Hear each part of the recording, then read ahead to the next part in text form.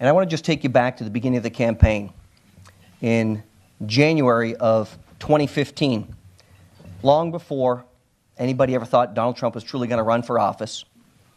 I was asked to come meet then Mr. Trump on the 26th floor of Trump Tower to speak to him about running a potential campaign for president. Like many of you, Donald Trump had told many of us that he was going to flirt with running, and nobody really believed he was going to run until I had the privilege of sitting down with Mr. Trump in early January of 2015. And when I sat down with him, I saw the resolve of an individual who didn't need to be the president to have a great lifestyle and didn't need the job after he was the president to make a lot of money. And he said to me, you know, Corey, I'm going to have a great life. I have all the money I ever need. I've got a great Air Force on my own. I've got private planes, helicopters, homes all over the world. I don't need to do this so that my children are going to be okay, or my grandchildren. We're going to do just fine. I need to do it because the country's broken, and I think I can fix it. And that unique experience, 25 minutes later, had me stand up from my chair in Trump Tower on the 26th floor, and he shook my hand and he said, you start working for me tomorrow. You're now my campaign manager. Now, truth be told, I didn't tell my wife I was coming to New York to look for a new job because I didn't know I was going to New York to look for a new job. So it was a little bit troubling when I called her after that meeting.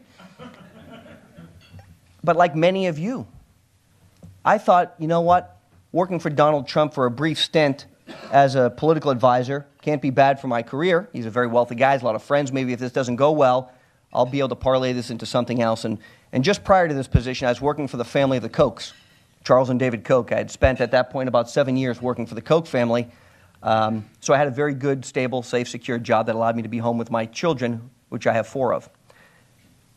But what I saw in Donald Trump was a man who was willing to put his own fortune forward, to take an enormous amount of scrutiny from the mainstream media, to do so for somebody who didn't need the job but wanted to do it. And back in January and then fast forward to June of 2015, potentially the greatest Republican field of all times was established.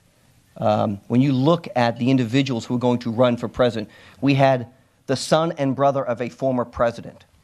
We had well-known governors of big states. We had executives who had been in the business world. We had sitting senators whose fathers had run for president in the past. Name ID, individuals who had run and won already in specific primary races. And I'm thinking of states like Iowa with Mike Huckabee and those individuals. And we get into a race on June 16th where most people said we shouldn't go to Iowa and can't compete there because Donald Trump has now on his 3rd marriage and at a previous iteration was a Democrat, now turned to be a Republican.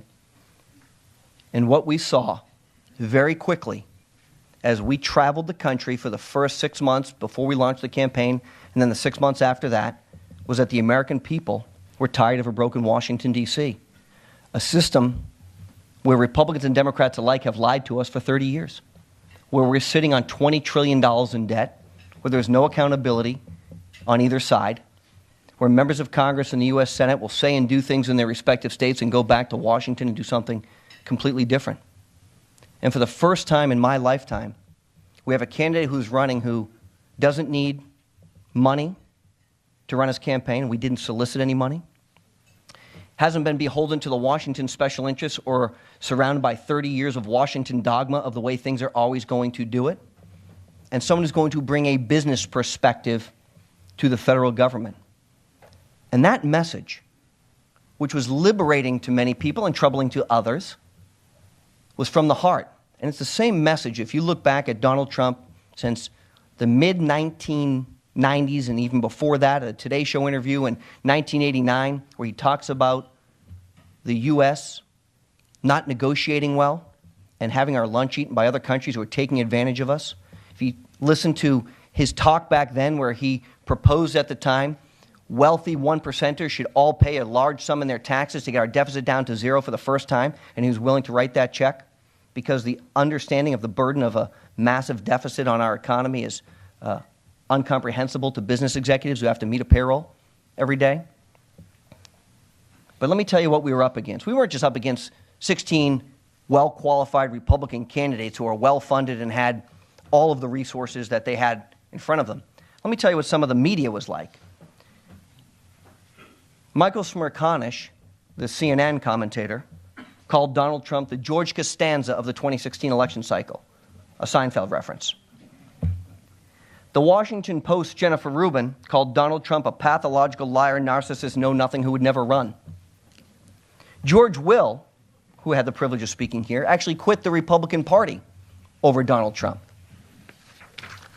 George W. Bush's speechwriter, Mark Thiessen, found Trump so unpalatable that when he was on television, he actually defended torture as opposed to defending Donald Trump. This is just some of the mainstream media. And what we saw in the Trump campaign was an individual who's willing to fight back against the media. The statistic that the Media Research Center put out immediately following the election was that 97% of the voters said they did not let the media's bias influence their vote. Think about that. It wasn't that long ago, and many people in this room would remember it, where we received our news from three individuals at 6:30 at night on ABC, NBC, and CBS. They didn't try to make the news, they simply reported the news factually. You didn't know if Walter Cronkite was a Republican or a Democrat, a conservative or a liberal. He just factually reported the news. Those days are over.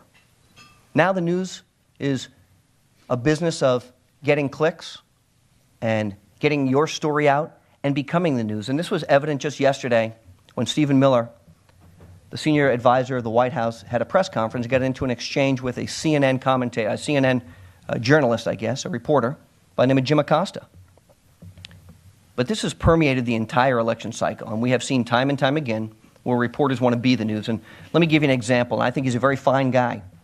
There's a reporter from Time magazine, his name is Zeke Miller, he's a very fine guy.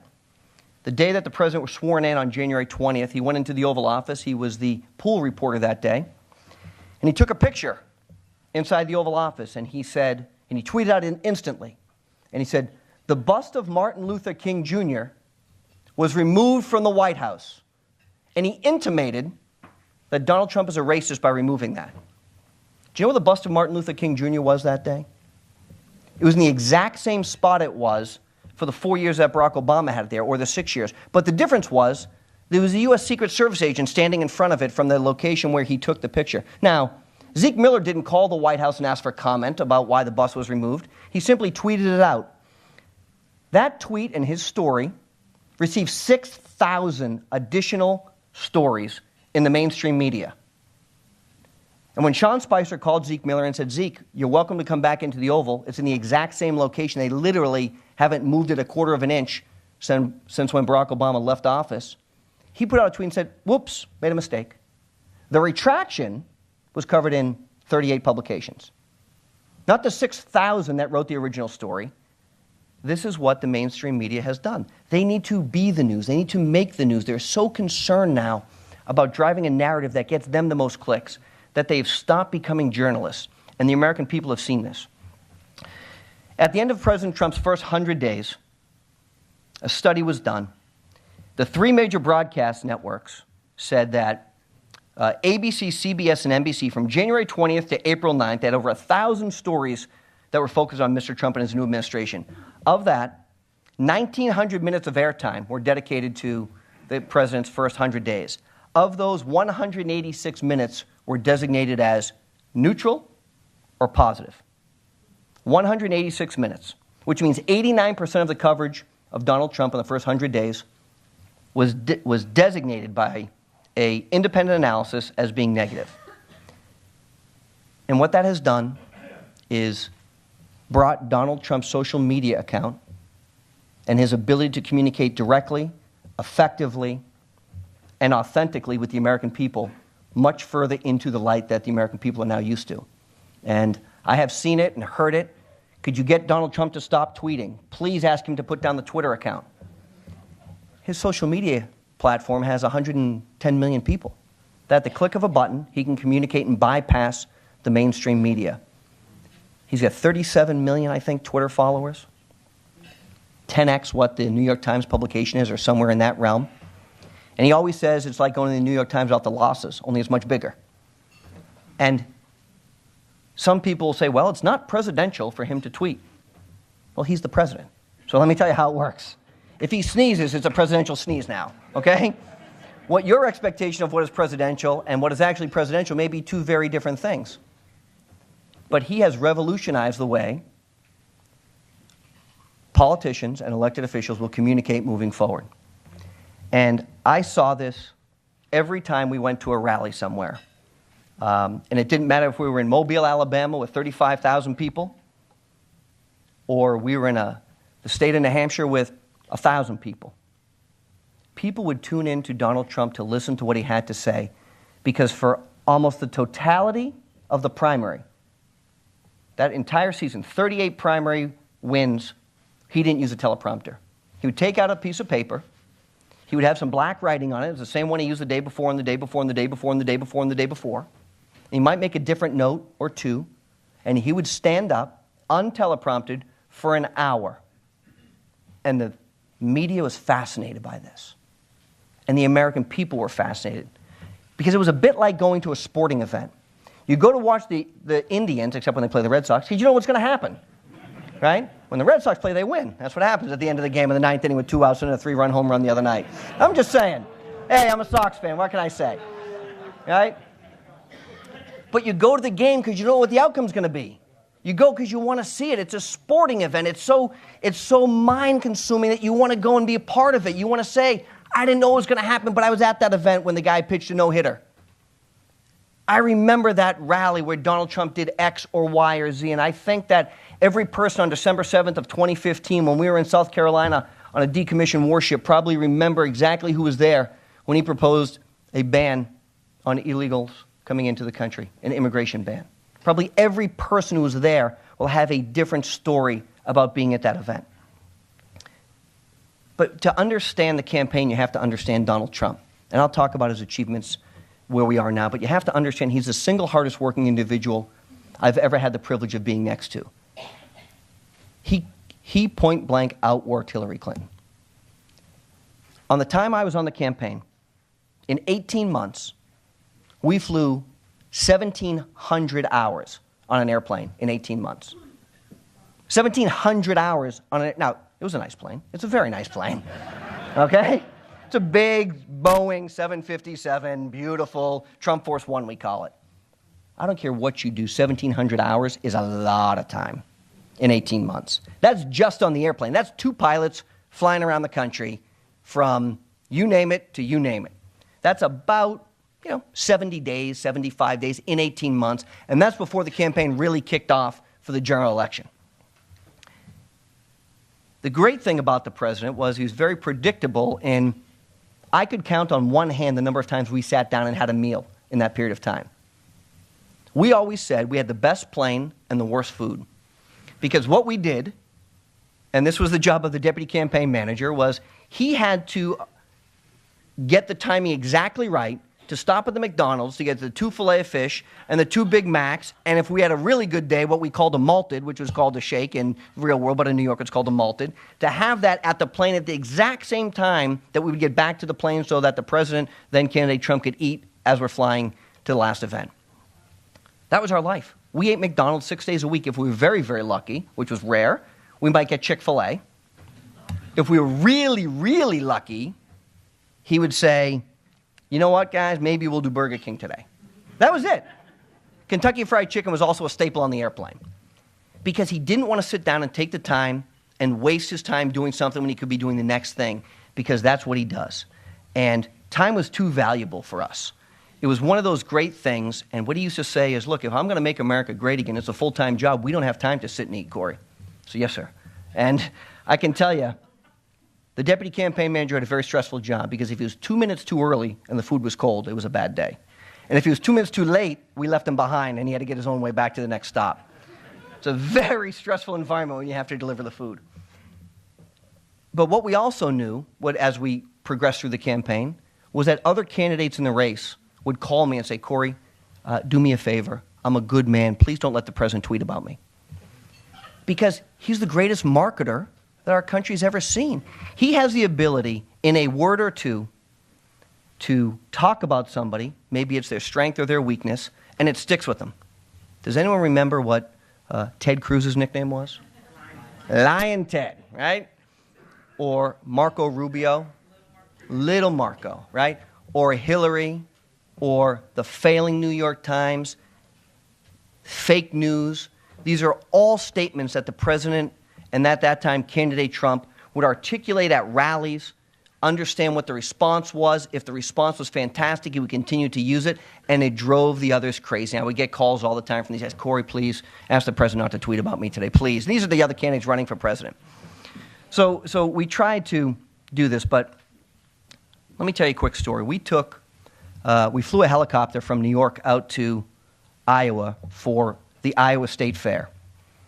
And we landed the big plane in Des Moines, and then we took the helicopter over to the State Fair. And you may remember this. And this tells you the type of person that Donald Trump is. Flies a helicopter out there. We do a spin around the State Fair, and all of a sudden there's literally thousands of people coming because the Trump helicopter says Trump on it. And he goes to land, and there are all these kids there. And the president, then candidate Trump, turns to me and he says, "Hey, Corey, let's take some kids for a spin." I said, "No, sir. We don't have insurance. Like, I'm a campaign guy. This is not a good idea. We're going to run out of fuel. This is going to be the end of the campaign." Which, by the way, the end of the campaign had come 50 times by then, right? And this is just another end of the campaign, potentially. And he says, no, I want to do this. It's very important. I think it'd be great. Think if these kids get to go on a helicopter ride. Pretty cool.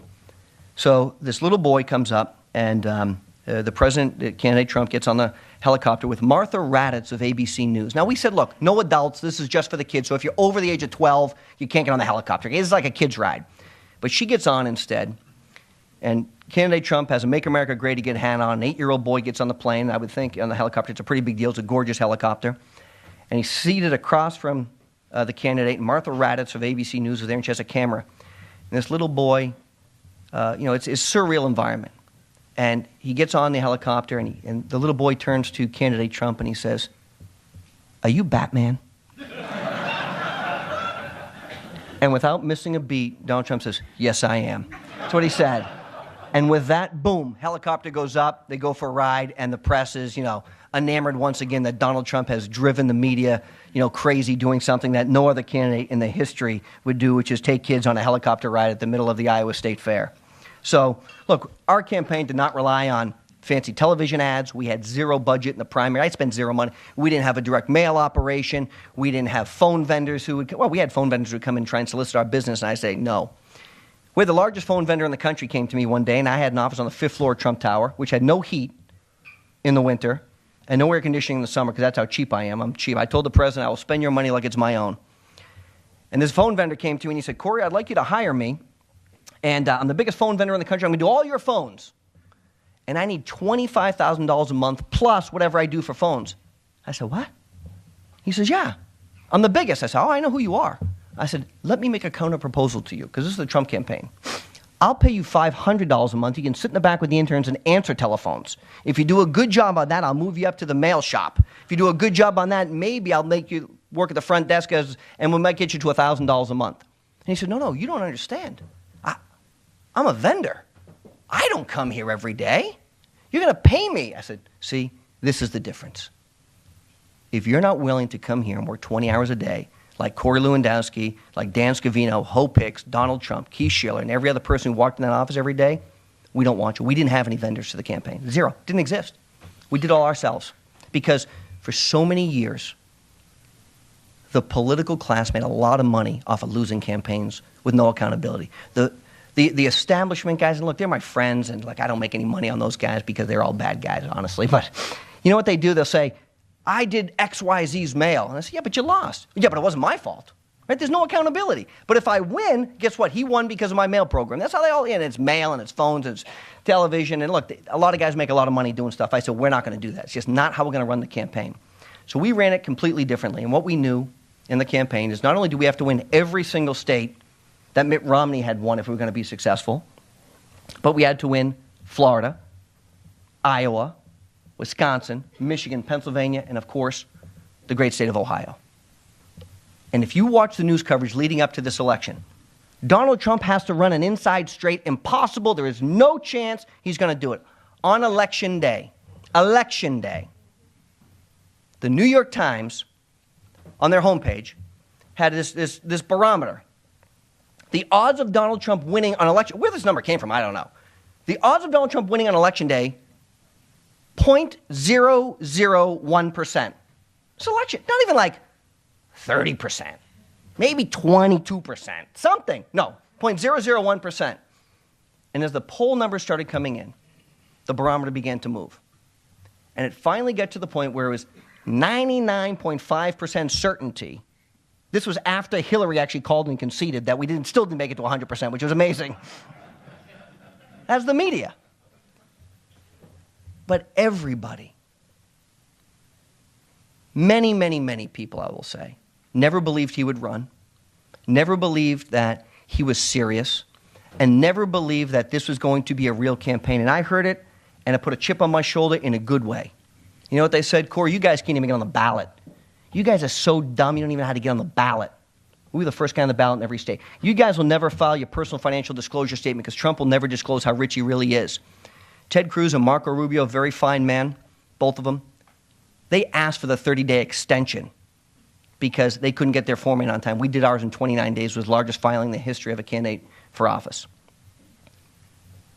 Trump forces people to be their best. And if you're at your best, you don't get to stay. And believe me, I've seen it firsthand.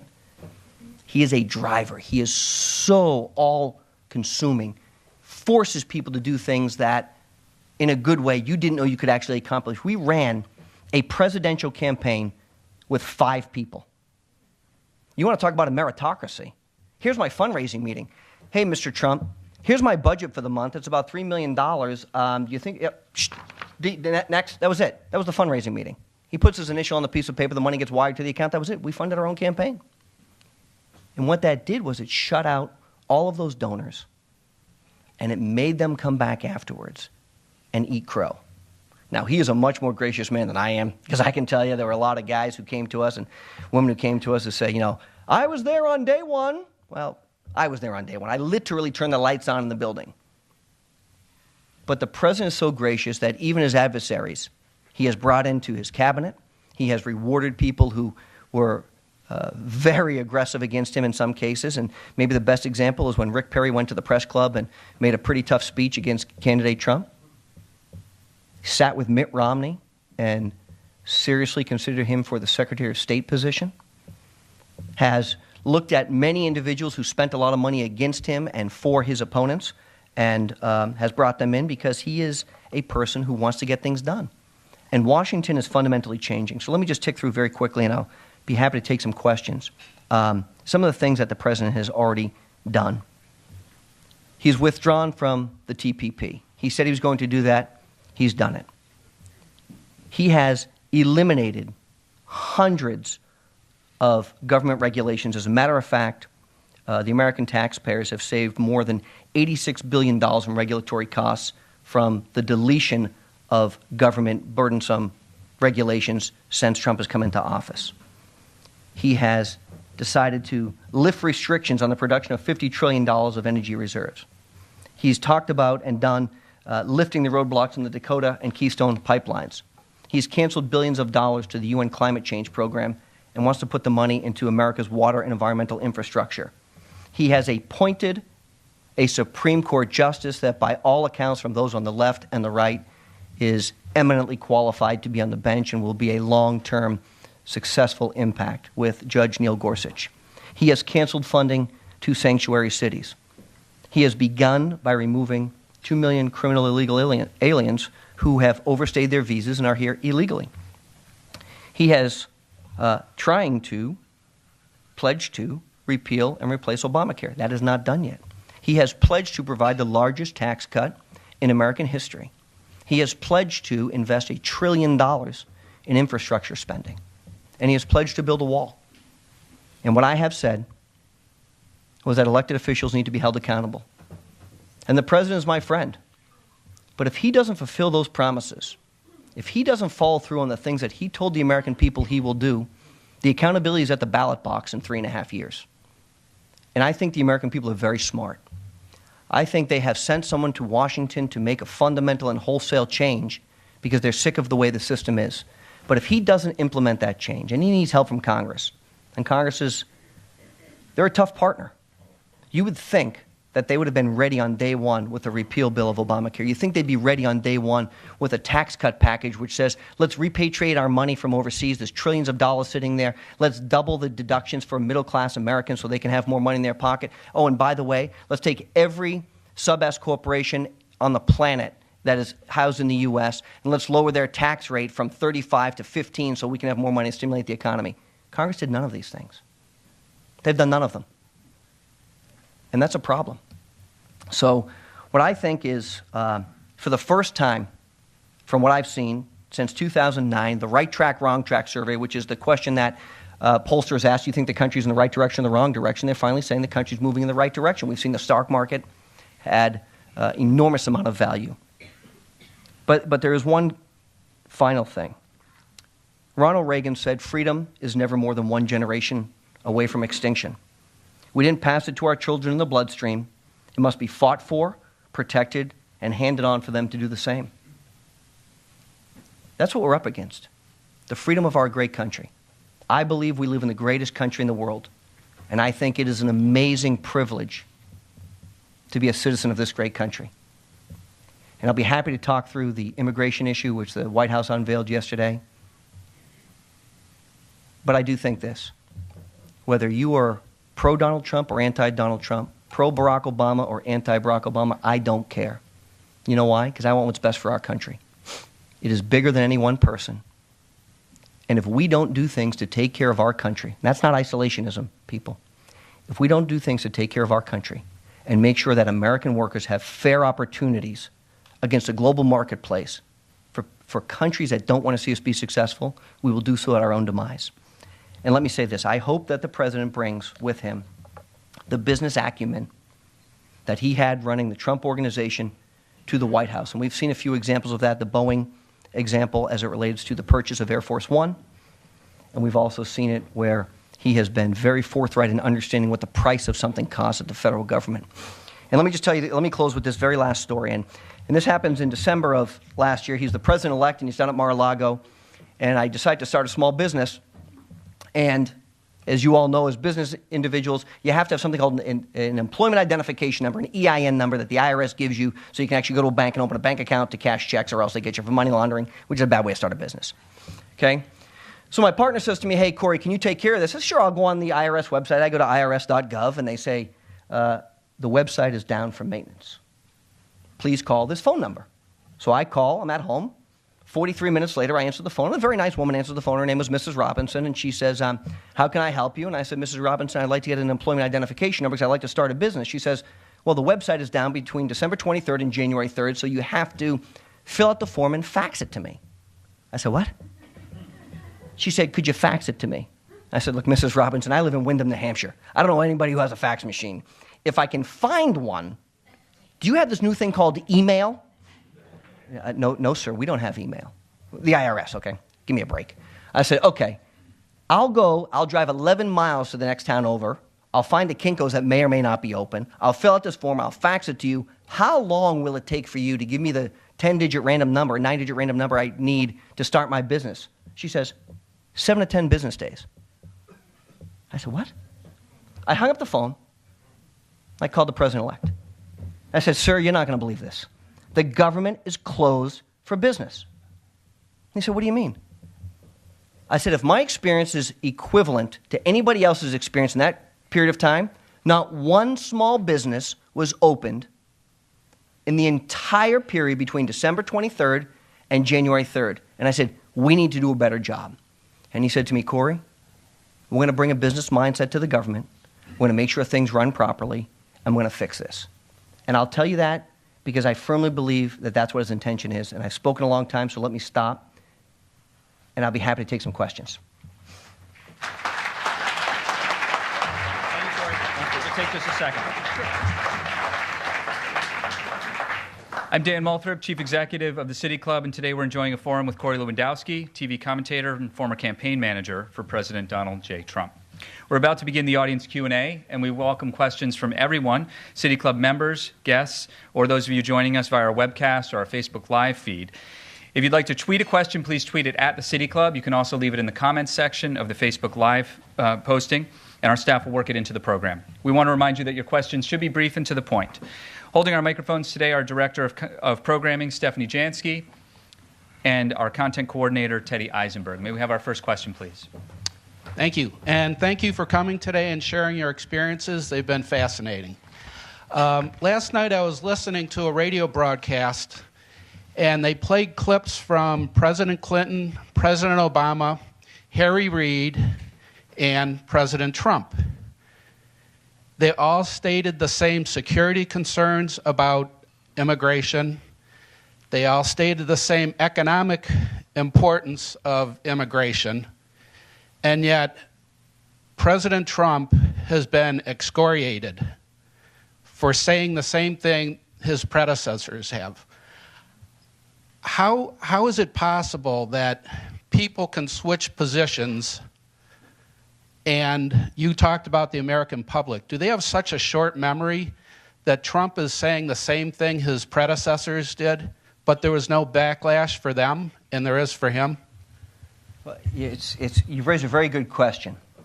And to articulate that point, I want you to just take you back to an executive order that President Trump issued that a district court judge put a stay on. Okay? That particular executive order on banning individuals from coming into our country was the prerogative of the president. It's the same exact executive order that Barack Obama used, the same one George W. Bush used, George H.W. Bush used, Bill Clinton used, all the way back to literally World War II. There was never a challenge to the executive authority of the president under that particular statute until Donald Trump implemented it. And I think when you look at what the Supreme Court, the highest court in our land, in a 9-0 decision, 9-0 never happens, okay? Ruth Bader Ginsburg and Scalia, or Ruth Bader Ginsburg and Roberts, don't agree on many things. But they agree that the president has a legal authority under the Constitution to issue that executive order and overruled all the other judges. To your exact point, the narrative that Donald Trump is doing something that's so egregious and so anti-American is one that the mainstream media loves to say. Because Barack Obama actually deported more individuals from our country than has ever been deported so far under President Trump. That's not what the media wants to report. The media doesn't want to report the fact that this is the same rational policy that Harry Reid supports, immigration reform, that everybody, regardless of the ideological spectrum, says has to occur. Nobody wants to talk about that because it's much easier, with all due respect to Harry Reid, to go after Donald Trump because that's what drives media ratings. And he's very, very good at ratings, in case you haven't noticed. And that's why the media covers him that way, because that is, unfortunately, how they become profitable. But I think, I say this all the time, I think the American people are exceptionally smart. And they look past that, and they will hold people accountable at the ballot box, both in Congress, in the Senate, and ultimately at the presidency, if they don't follow through on what their commitments are. And I think what the president outlined, and specifically Stephen Miller outlined yesterday on immigration, it's green card reform. It's a point-based system. It's a system which is very similar to that in Canada and in Australia. And here's how people get points if they want to come and be a citizen of our great country. Do they speak English? Reasonable request. Look, everybody in this room is an immigrant from some nature. Do they speak English? You get a point for that. What is their level of education? You have a point for that. Is the person, have they ever received an award of some nature based on their expertise in their respective field? You get a point for that. Is the person an entrepreneur? Are they going to come and create jobs here? You get a point for that. The system that they outlined yesterday is one designed to bring the best and the brightest. And what we have seen is a failed immigration system, which not only brings some amazing students to our great universities, but then it forces them to go back. You finish first in your class at Harvard or Stanford or Yale, and you're an immigrant, that's what they say. Thank you for your 4 years. You're now going back to your country. You can't stay here. What are you talking about? What world are you in? What are we doing? We want the best here. We want to be the most aggressive. We want to be the opportunity, the melting pot that we have always been. We need a pro-immigration policy, not a pro-poverty policy. And what the president outlined yesterday was the opportunity to come here to the greatest country in the world and have the highest privilege which we can bestow should be designated to the people who have the best opportunity to make our country great.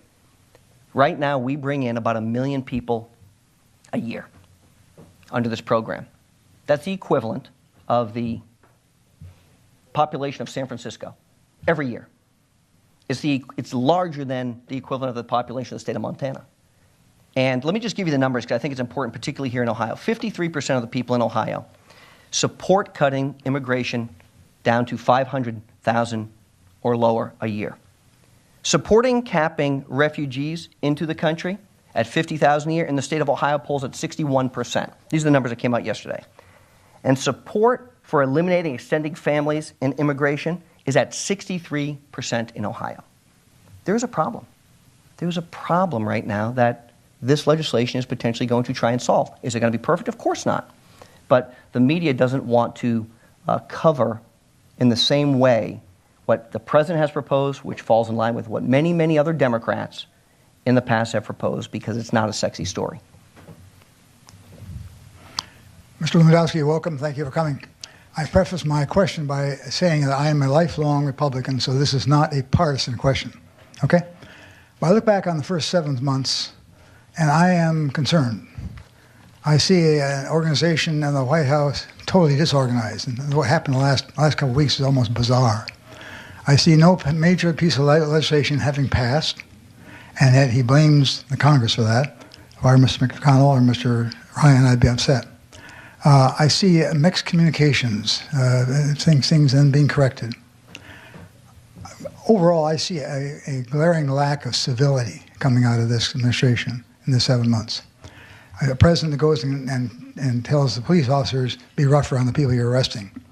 Going to the Boy Scouts Jamboree and giving a political speech. And my grandson was there, so I was particularly conscious of that. As a Republican, I'm concerned and troubled. And as an American citizen, I'm concerned. What am I missing? What can you tell me why I shouldn't be so troubled? Why I shouldn't have such concern as the direction we're going in this administration? Look, it's a very good question.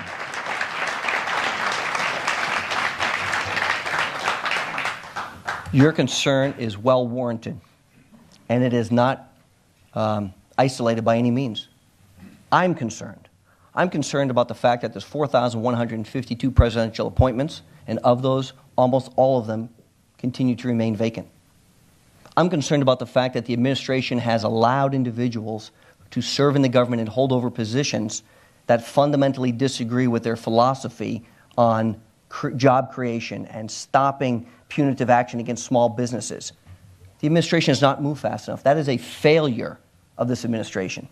The administration did not do enough homework when it came to getting legislation done. I had the privilege of seeing Senator Lindsey Graham 2 days ago, and he said to me, Corey, I want to help get health care done.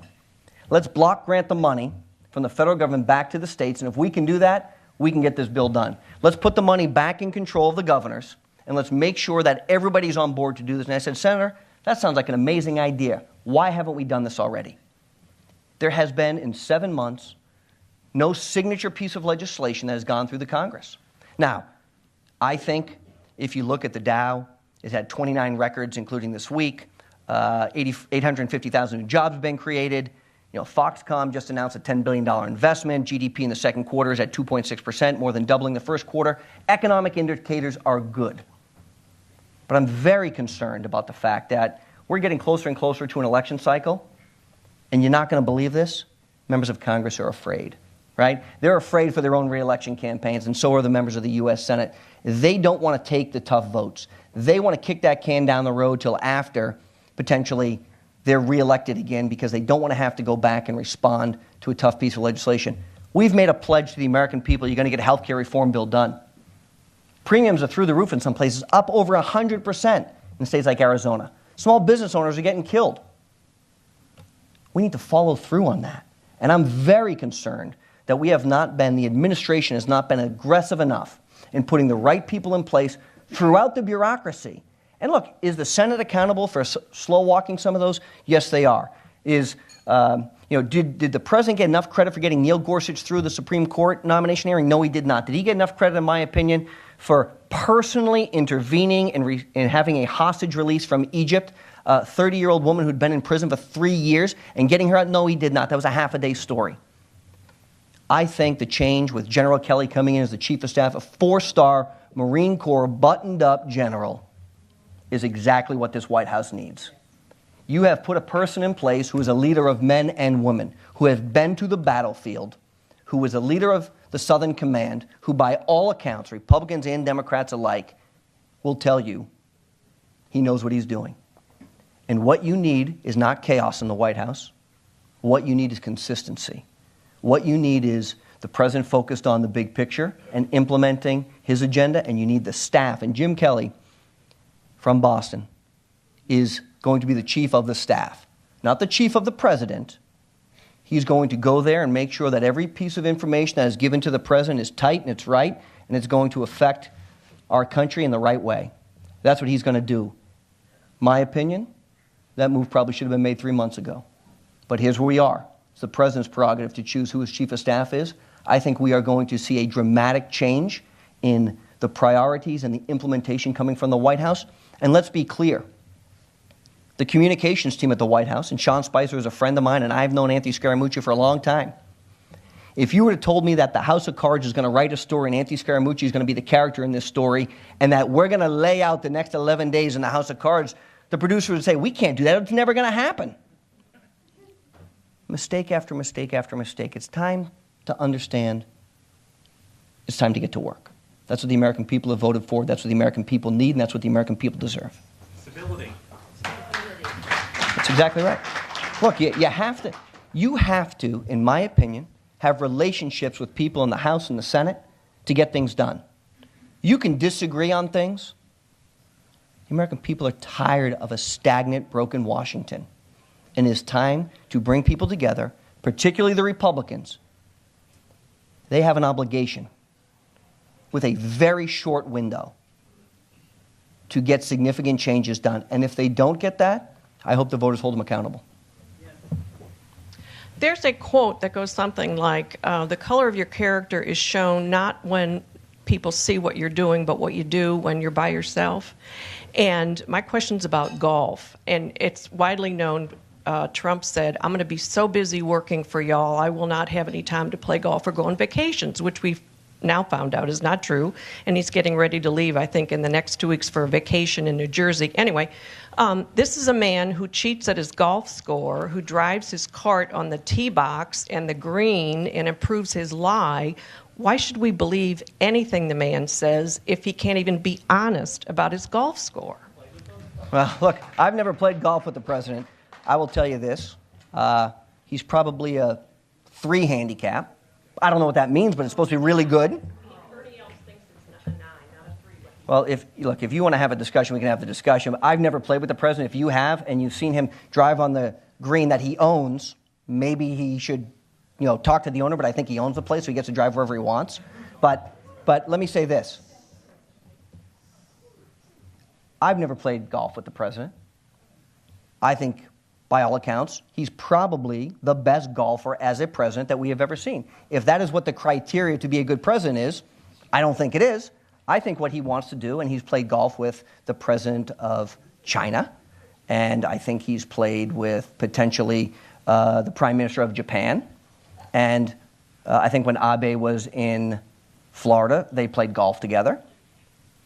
If we're going to criticize Donald Trump for playing golf, then we need to criticize Barack Obama for playing golf. And that never occurred.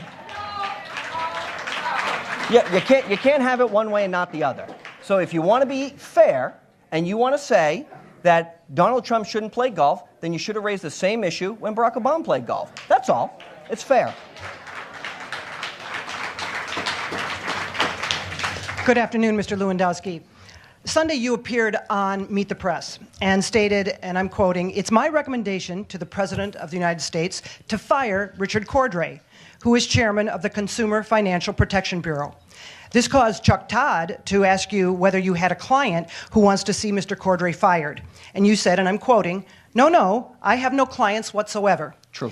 However, it was reported in the New York Times on Tuesday that among your new consulting company's clients is Ohio-based Community Choice Financial, a leader in the payday lending industry, which has faced heightened federal scrutiny by the Consumer Financial Protection Bureau to limit certain loan practices.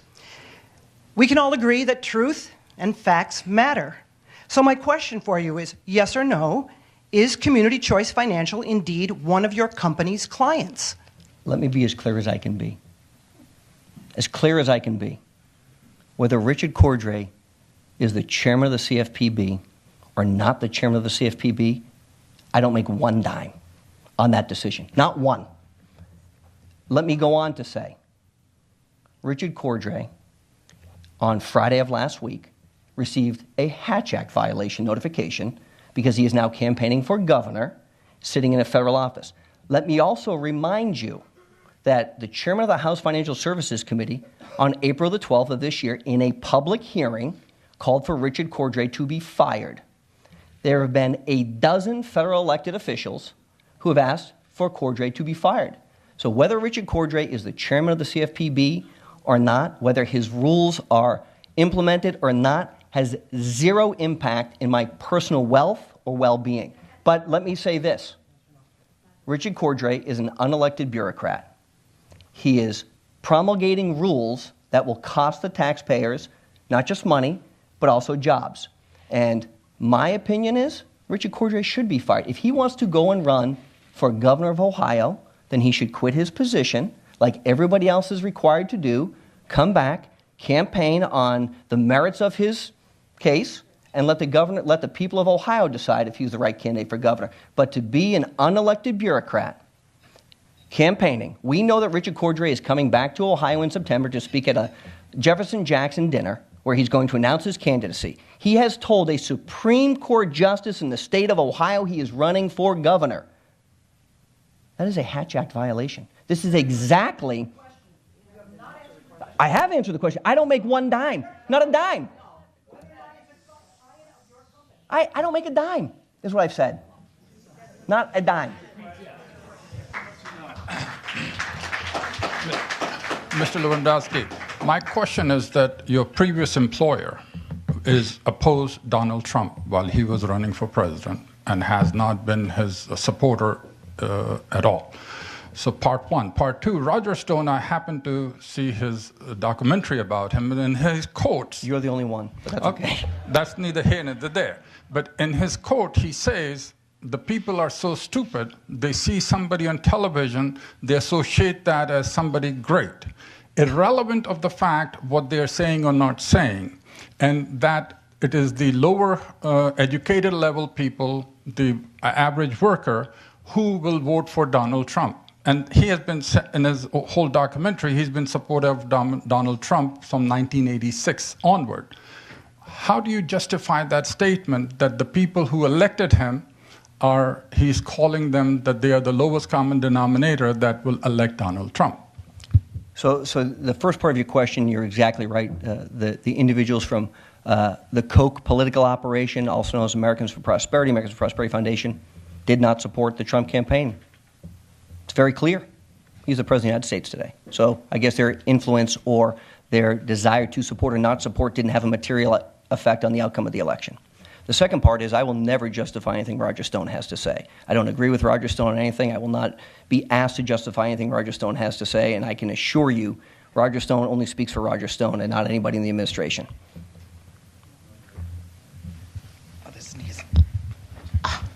Thank you so much for being here. My name is Laverne Jones-Gore. First of all, I want to ask you, how is the president's spirit? Because one of the things in my community, perhaps we weren't with him at the beginning, but I'm seeing the tide turn. We're a very conservative community. And some of the things he's done, I just want to say God bless him and thank him for all of the things that he has done for this country. Thank you so much. But I'd like to know how his spirit is with all of this going around him. You know, Laverne, let me say this. I think nobody other than the 44 occupants of that office can tell you what it's like to be the President of the United States. It must be a very, very, very difficult job for anybody. The President remains upbeat and hopeful, but I also think he is a bit disappointed in the lack of progress that he's been able to achieve. Because as a business executive, you can traditionally make a decision and you can move forward, and that decision is going to be implemented. With the government, it's much more difficult. And with all due respect to the president and his team that came with him, the top 7 or 8 individuals who came to administration had never in their lives, until the day that they took office, had a .gov email address.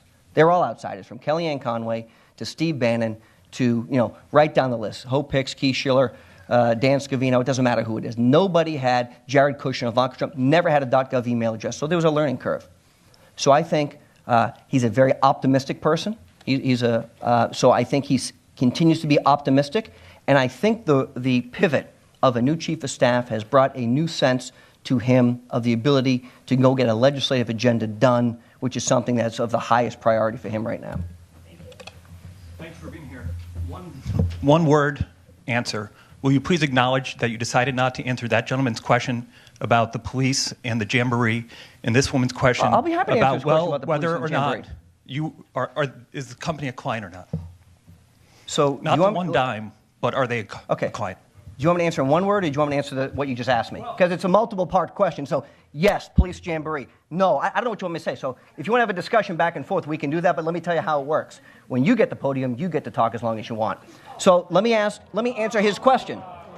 I will be specific to his question. I thought I addressed his question, and I'm sorry if I didn't. I thought I was very fair in my criticism of the administration. If I did not fully address your question, I didn't know it was your job to make sure I address his question, so let me address it for you. Okay? Should the President of the United States have given a political speech at the Boy Scouts? Part of your question. I'm sorry I overlooked that. I understand your grandson was there, and thank you for his service. That is not my decision. It is a decision of the President of the United States, and if he chooses to make a speech on a topic that he wants to choose, you can criticize him for that, and you can hold him accountable for that. Now, is the speech of the Boy Scouts the speech that was written for him and designed to be given at that location? I don't know. I don't work for the administration, but I can see the uproar. But why don't we talk about the fact that I think, I wasn't there, most people who attended that were Boy Scouts were thankful that the President of the United States took time out of his day to come and recognize their service to our great country. Maybe I'm wrong, but I would think that that would be the larger context, the larger story is that the Boy Scouts, who provide an amazing service, were grateful that the President of the United States came to them and met with them and spoke with them. Now, maybe you have a different opinion of that. Maybe his grandson has a different opinion of that. So we'll adjust that. The second part, and again, let me apologize. If the president said that police officers should not put their hand on somebody's head as they put them in the car, if that is so egregious that that's what our discussion is about today, not about North Korea and guys who want to kill us, not about individuals, North Korea wants to kill us, don't kid yourself, okay? If our conversation is about whether the police officer, by the way, I was one, and I don't know if you've ever served in a peace officer capacity, but I have for 4 years as a New Hampshire state cop, so I understand the protocols and procedures, and I think everybody should be treated with respect. And I don't think the president said anything other than that. And if he intimated that maybe you don't put your hand on the head of a murderer as you're putting him in the back of the car, wow. I understand what the protocol is, but I also know what the police department is going to continue to do regardless of what the president says maybe you could or couldn't do.